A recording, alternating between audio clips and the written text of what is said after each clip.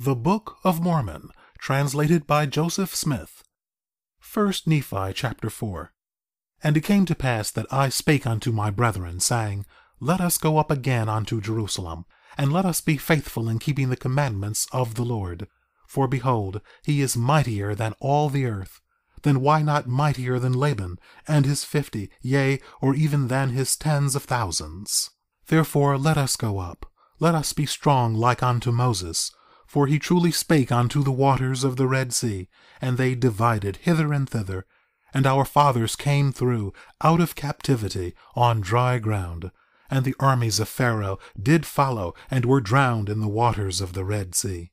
Now behold, ye know that this is true, and ye also know that an angel hath spoken unto you. Wherefore can ye doubt?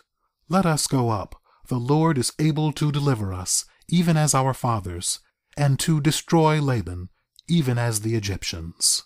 Now when I had spoken these words, they were yet wroth, and did still continue to murmur. Nevertheless, they did follow me up until we came without the walls of Jerusalem.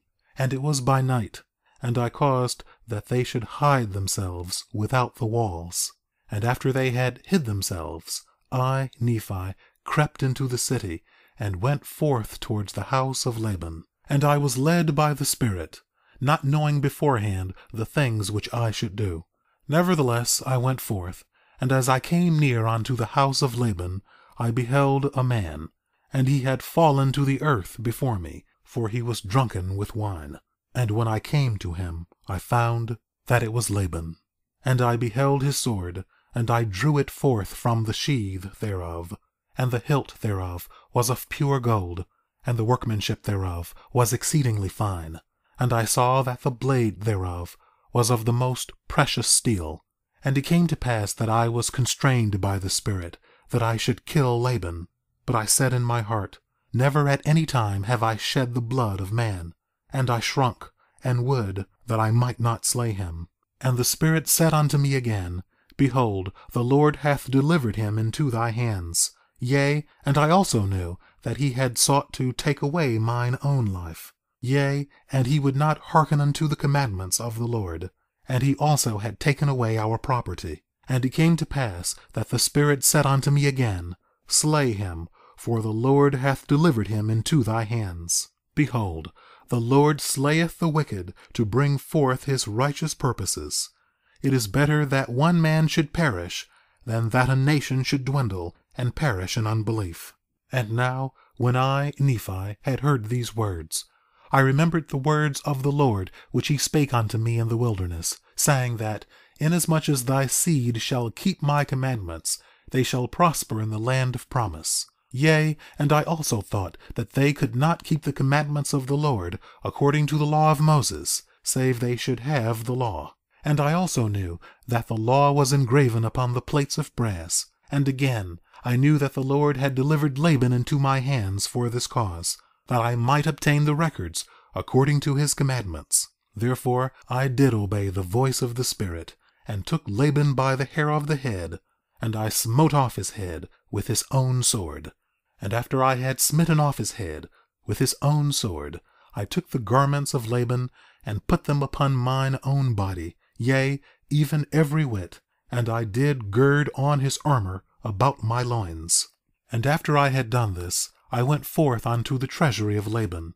And as I went forth towards the treasury of Laban, behold, I saw the servant of Laban, who had the keys of the treasury. And I commanded him in the voice of Laban, that he should go with me into the treasury. And he supposed me to be his master, Laban, for he beheld the garments, and also the sword, girded about my loins. And he spake unto me concerning the elders of the Jews, he knowing that his master Laban had been out by night among them. And I spake unto him as if it had been Laban. And I also spake unto him that I should carry the engravings which were upon the plates of brass to my elder brethren who were without the walls. And I also bade him that he should follow me. And he, supposing that I spake of the brethren of the church, and that I was truly that Laban whom I had slain, wherefore he did follow me. And he spake unto me many times concerning the elders of the Jews, as I went forth unto my brethren who were without the walls. And it came to pass that when Laman saw me, he was exceedingly frightened, and also Lemuel and Sam, and they fled from before my presence. For they supposed it was Laban, and that he had slain me, and had sought to take away their lives also. And it came to pass that I called after them, and they did hear me, wherefore they did cease to flee from my presence. And it came to pass that when the servant of Laban beheld my brethren, he began to tremble, and was about to flee from before me, and return to the city of Jerusalem. And now I, Nephi, being a man large in stature, and also having received much strength of the Lord, therefore I did seize upon the servant of Laban, and held him, that he should not flee. And it came to pass that I spake with him, that if he would hearken unto my words, as the Lord liveth, and as I live, even so, that if he would hearken unto our words, we would spare his life.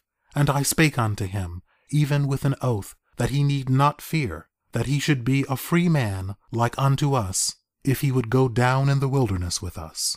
And I also spake unto him, saying, Surely the Lord hath commanded us to do this thing, and shall we not be diligent in keeping the commandments of the Lord? Therefore, if thou wilt go down into the wilderness to my father, thou shalt have place with us.